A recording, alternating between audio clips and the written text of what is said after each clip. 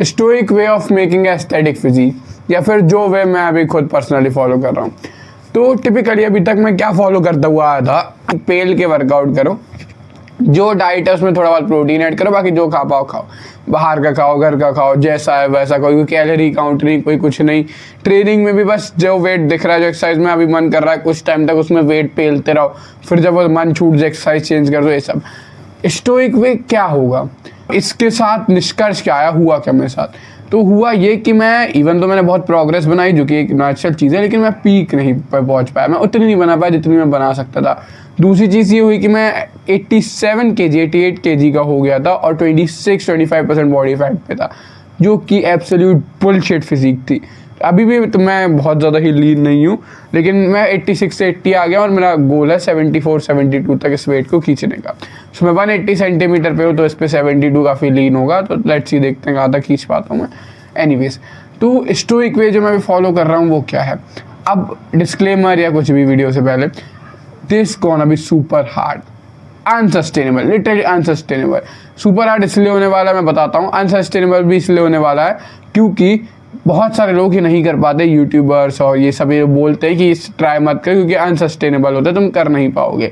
लेकिन मेरे हिसाब से मेरे लिए यही बेस्ट वे वर्क करता है, the stoic way, the way simple way, the harder way. बात सच है, झूठ नहीं बोलूँगा। तो स्टोइक वे का सबसे पहला प्रिंसिपल है, I eat the same fucking food every day, yes, no change. Diet में लिटरली बनाने के तरीके तक में चेंज नहीं होता, सेम फूड एवरी डे, महीनों तक सेम फूड।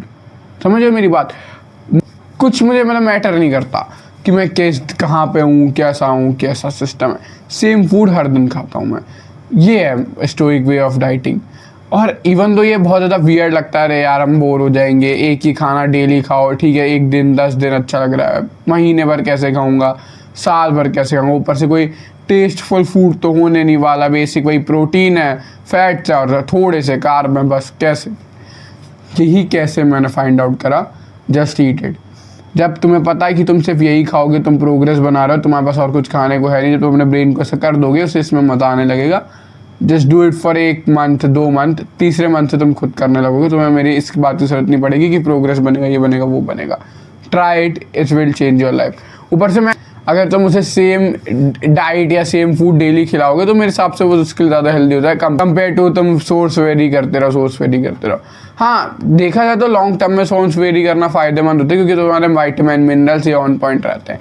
लेकिन अगर तुम ब्लड टेस्ट करा रहे हो, अगर तुम सप्लीमेंट भी ले रहे हो बाहर से, तो विटामिन और मिनरल्स की कोई दिक्कत नहीं है, वो तुम खुद फुलफिल कर सकते हो। लेकिन अगर तुम सेम फूड डेली खाओगे, एक तो मैक्रोस ट्रैक्ड है, डेली कैलोरी ट्रैक नहीं करने का। डेली मान लो तुमने 10 अंडे और 3 रोटी एक मील में खाई है, तो वो 10 अंडे 3 रोटी के हर दिन सेम मैक्रो होने वाला है।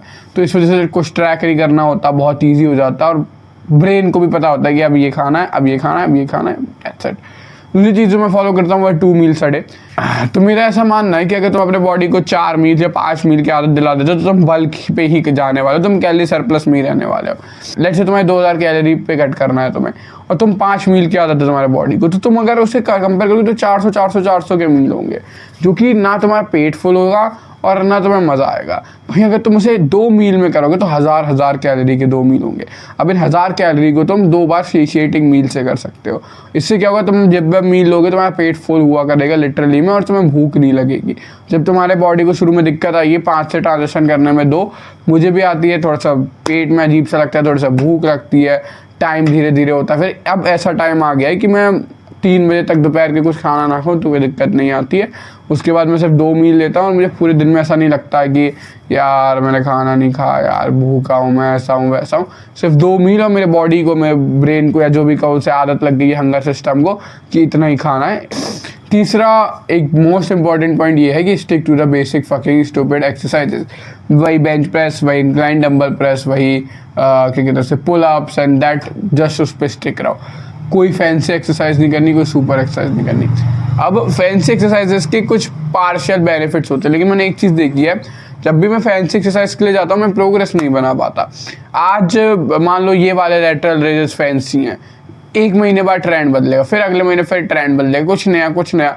अगर तुम मैं ऐसे चेंज करता रहता तो मैं मानता हूँ कि मैं प्रोग्रेस नहीं बना पा रहा। अब मैंने क्या करा है, अभी कुछ टाइम से मैं अपनी वही की लिफ्ट करता हूँ, ज़्यादा नहीं, एक दिन की 3 से 4 लिफ्ट बस, मतलब 4 एक्सरसाइजेस एक दिन में, दैट्स इट।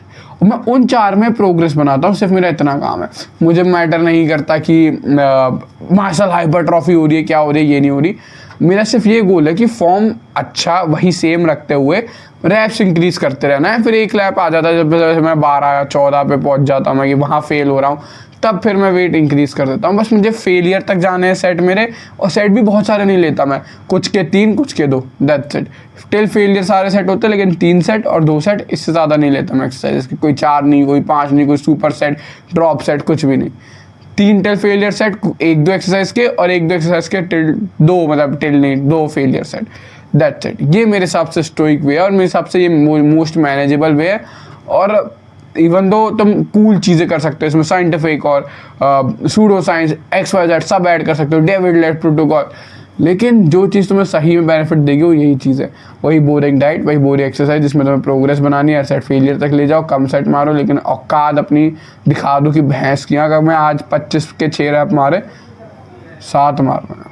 इसके अलावा आई डोंट नो कि कुछ कॉम्प्लेक्स तुम्हारी हेल्प करेगा या नहीं, ये ज़रूर करेगा। यही है main source of making progress. मिलता हूँ तुमसे कल, let's do what bottom 99% are not doing. मिलते हैं।